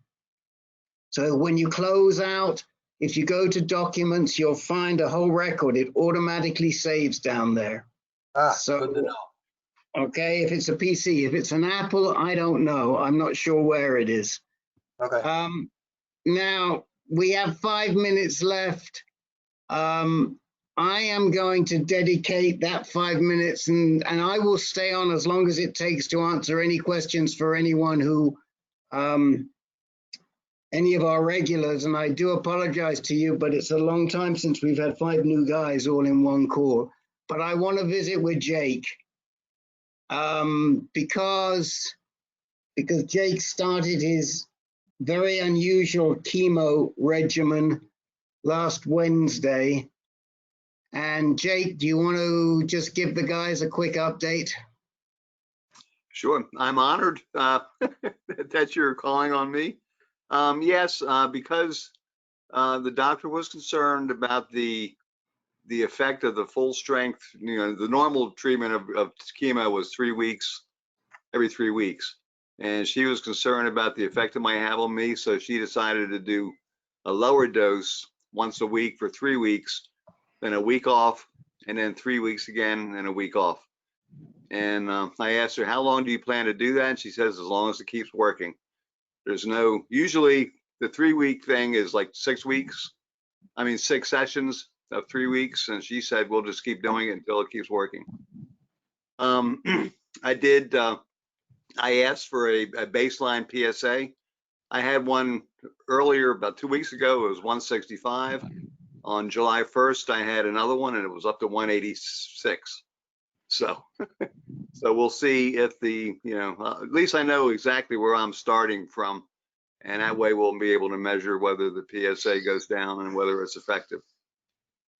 So far, no real side effects other than tired. I take a lot of naps. My eyes burn. They say that is a side effect.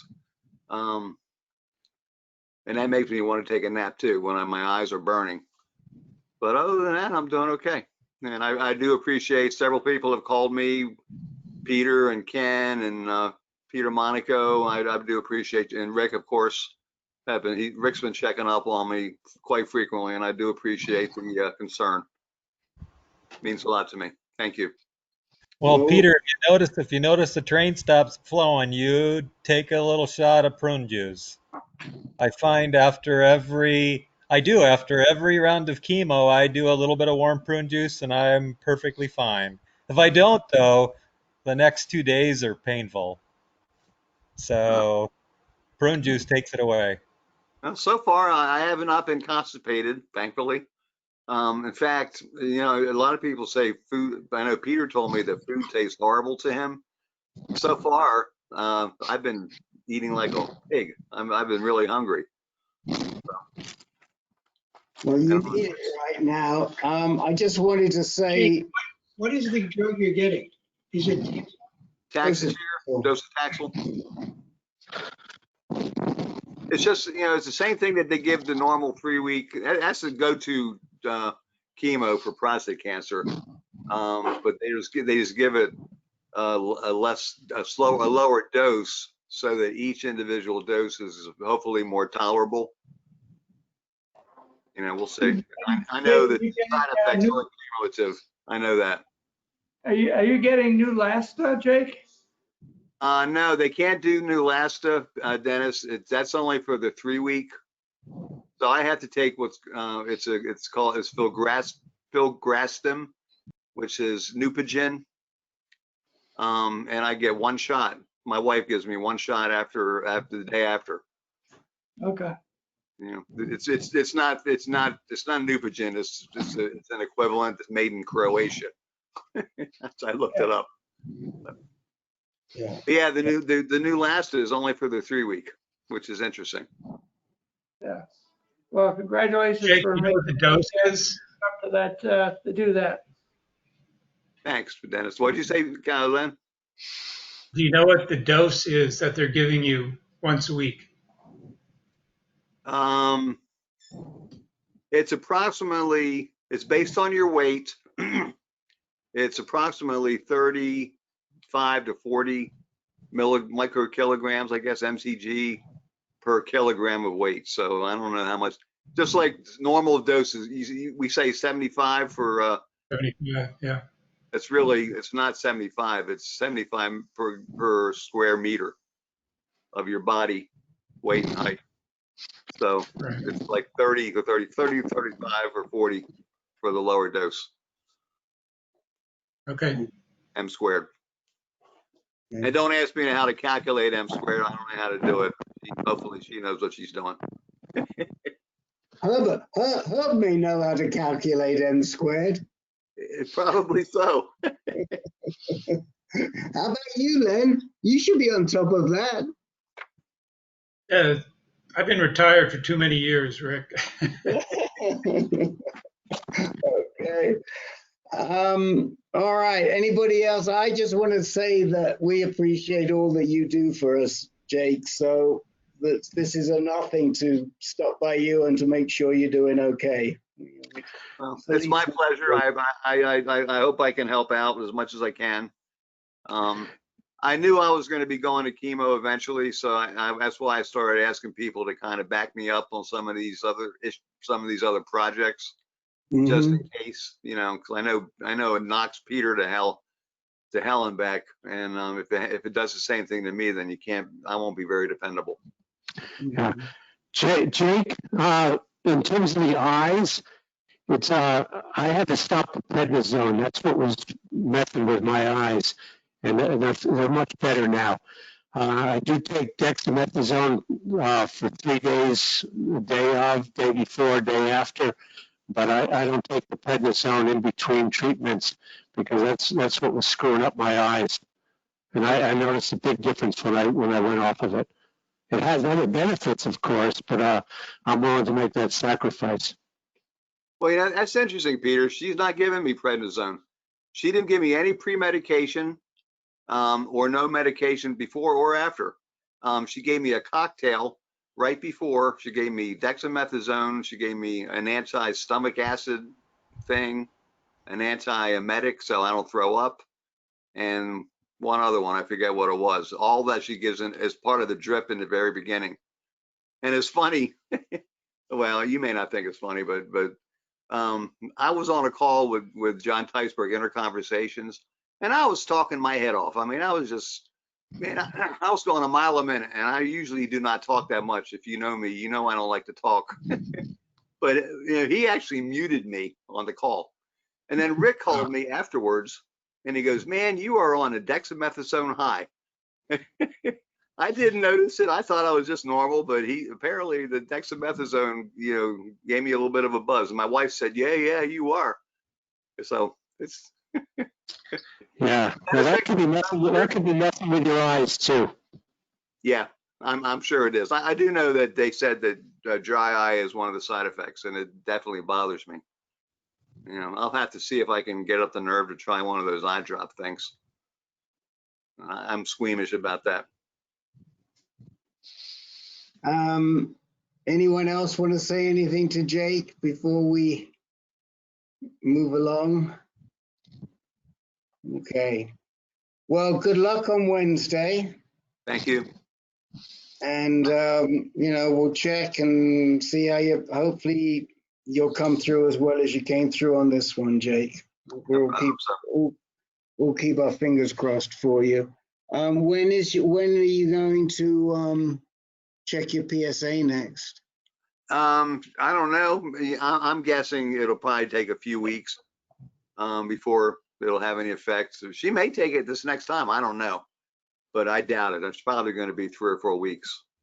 Right now, she's going to be more interested in the CBC and whether I have neutropenia or whatever. And what about the scan? When was the last time you did a scan? How long before your chemo? Oh, it was 1 year, June of last year. Don't talk about scans, Rick. I don't want to hear it.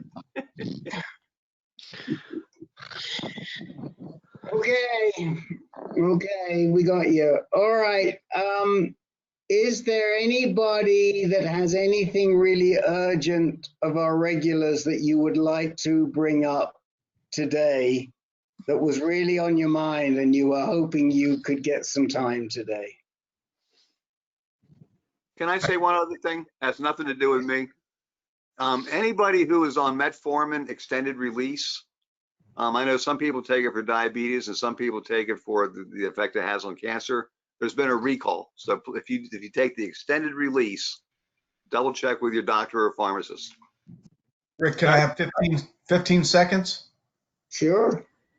So this past week, I have finished my 39 sessions of radiation following RP a year and a half ago, and my most recent PSA was 0.04. I still have, I got a shot of Lupron last week, and that's a 1 month shot. I got 1 more month to go, but things are improving. So it's a little bit of upside. Did you ring the bell? Yes, I did. I'll send the video to you. And was your wife present? She was, and we bought lunch for the staff at Dana-Farber. Lovely. Okay, well, we'll try and figure out a way to put that video on the blog. I will email it to you. Thank you. It's very short. Okay. All right. Well, like I say, again, my apologies to our regulars. I'm sure you probably can't remember the last time this happened, but we are delighted to help these new men, and we've had a real variety in what we heard, and hopefully it'll make a difference for them and they'll come back. We'll see them all either next week or the week after. So once again, for the new men, first and third Mondays, second and fourth Tuesdays, Mondays at 8 o'clock, Tuesdays at 6 o'clock Eastern, 8 o'clock Eastern, 6 o'clock Eastern. And I have all your emails, so you will all get reminders before the next meeting. And we will see you back, and we will see everybody back. Keep pushing on, guys. Thank you. Thank you, everybody. Everybody, take care. Good night. Good night, everybody. Good night. Good night. Best to you, Night, Jake. Hope it goes better. Good night.